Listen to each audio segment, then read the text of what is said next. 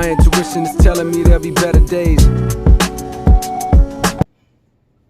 Hi, welcome to another episode of The Brother's Perspective. I am your host, Kenny Steele. This is my co-host, Brotha Kyle, and today we are reviewing this hard miniseries called When They See Us, directed by Ava Duvernay.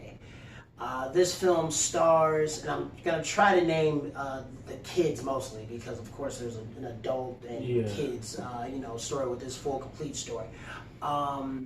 This film stars Jarrell Jerome, I got that right, Anquise Black, I want to say that right, Marquise Rodriguez,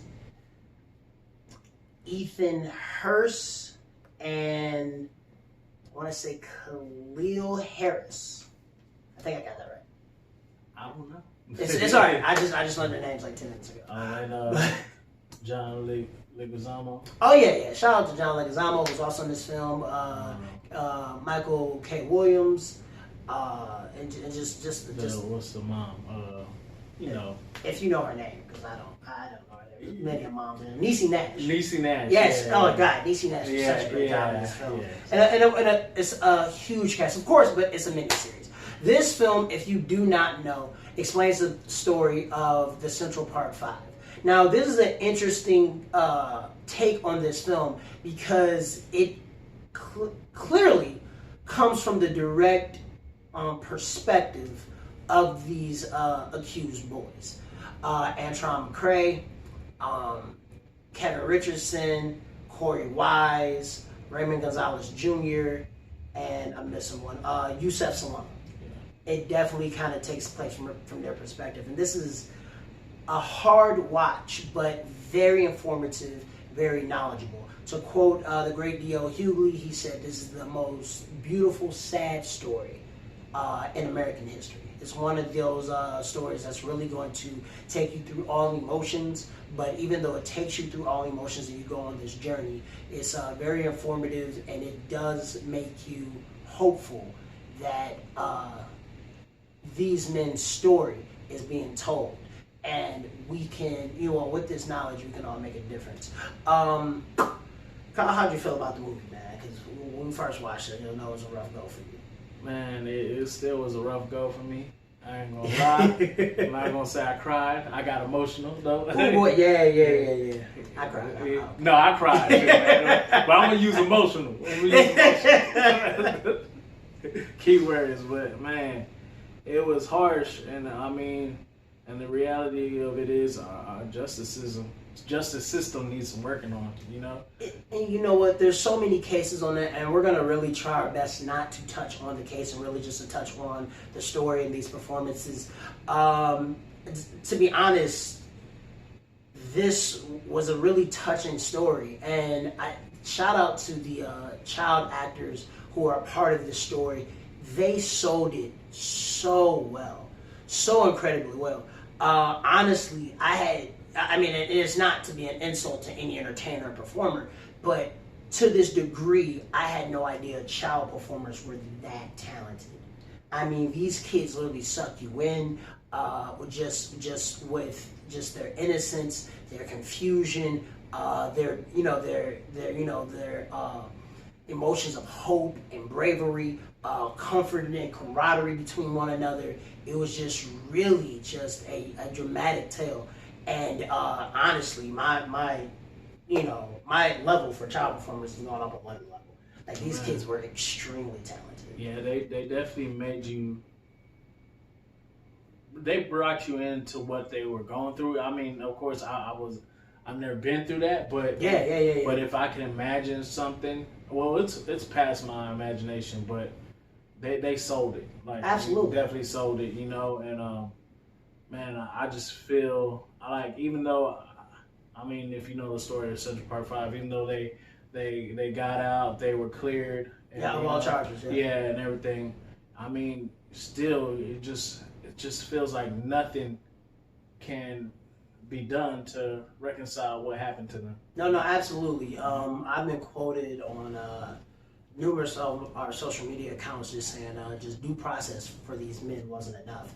And it's not only just a botched case; it was a high profile case, and these kids, you know, really kind of make you feel like, if I want to say, almost like a sixth member of this crew. Not, you know, for that to be misconstrued in any type of way, but you know, you really felt when they did these scenes that you were just witnessing this. You're in the room with them, witnessing all the abuse, witnessing all the trauma, all the hurt, all the anger, and they just really carried you through this film. And what I really, you know, like to touch on about it is that this story didn't just affect those 5 individuals. It affected communities. It affected their families. You know, yeah, these young actors, man, they, you know, you really felt for them. And even shout out to the opposing actors, you know, those who played the detectives and even the prosecutors.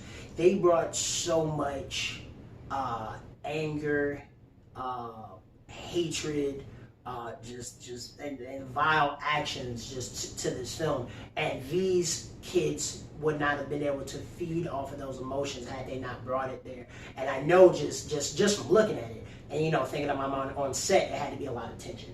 Just so much tension. And just from a story perspective, each episode plays, just tells a different level of what the Central Park 5 had to go through. It's not just the fact that they got caught, you know, and then, you know, just explain the whole court case. It explains from the time these kids were arrested to them being incarcerated to them getting out and trying to, you know, really live their lives, and really just the, you know, the overall stretch of what everybody had to go through. They try to assassinate that person's character, you know. Absolutely. And that's what they kind of did in this movie. And then they made up so many stories that without, even though there were no facts, they just made up stuff. The story, you know, continued about after these men got out. Yeah. And when they got out, it was just as difficult. There were so many things they could not do. They had to register as sex offenders. There were constantly people accusing them of a crime they didn't commit. And no matter how much they yelled and screamed, I didn't do it, I'm innocent, I'm not admitting to these actions. You know, people believe what they want to believe. They called them out their names. There were certain jobs people couldn't get, certain places they couldn't live. There were a lot of things they couldn't do. They even showed Raymond Santana Jr. really struggling, trying to get traction, momentum, just to get his life back. He really couldn't. He had a hard time finding a job. He had a hard time, you know, with his living arrangements because now his father had a new family. You know, there was a lot of places he couldn't work, a lot of things he couldn't do because other felons worked there, other people were there. And because of that, you know, he just reverted back, you know, he reverted into a life of crime. The last episode really touched on Corey Wise. I want to say the other 4 boys really showed their transitions and how much they, a lot of the struggles that they went through with their families, mothers not being able to afford phone calls, mothers not being able to really afford lawyers. One woman actually had to use her divorce lawyer because she couldn't afford a criminal justice lawyer. And it was just a lot, you know, them trying to put money on their books, the families feeling guilty. You know, Raymond's father feeling guilty because he told his son to go to the park and have a good time, just hang out with your buddies. And he also left the police station because he wanted to go to work. Because he had to go to work. He had to work just to, you know, pay the bills. Because he was also taking care of his mother. You know, Kevin's sister, tell him to go out and have a good time with his friends because, you know, she had a date. You know, Antron, you know what I'm saying, who, you know, who wanted to be in this, you know, a baseball player, wanted to hang out with his, you know, with his friends at the park, and his father allowed him. It's really sad because these boys' lives were taken from them. You know what I'm saying? Just that easy, beyond their control. And the reason why it's just said, you know, is because when they see it, it's because when they saw these kids, it was automatically assumed that they did something, they knew something. And what's deeply sad is, you know, Kevin was an aspiring musician. He wanted to be a trumpet player. You know, Yusuf wanted to be a teacher. You know what I'm saying? Wanted to, you know, be an engineer. You know, he had an interest in science. You had what was it, Antron, who wanted to be an aspiring baseball player. You know what I'm saying? It was just a lot. You know, Corey Wise, who went with who wasn't even arrested at first. Yeah. He went to comfort his best friend, his friend that he knew, had a fear, the police, of course, rightfully so. Yeah. And he went to comfort his best friend and got caught up in all of that. Also tried as an adult at 16. And he wanted to be a cop. And he wanted to be a cop. Yeah, so, man. So this story, although it is it's a very unfortunate tale, and towards the end it really does explain, how they were eventually, all charges were dropped against them.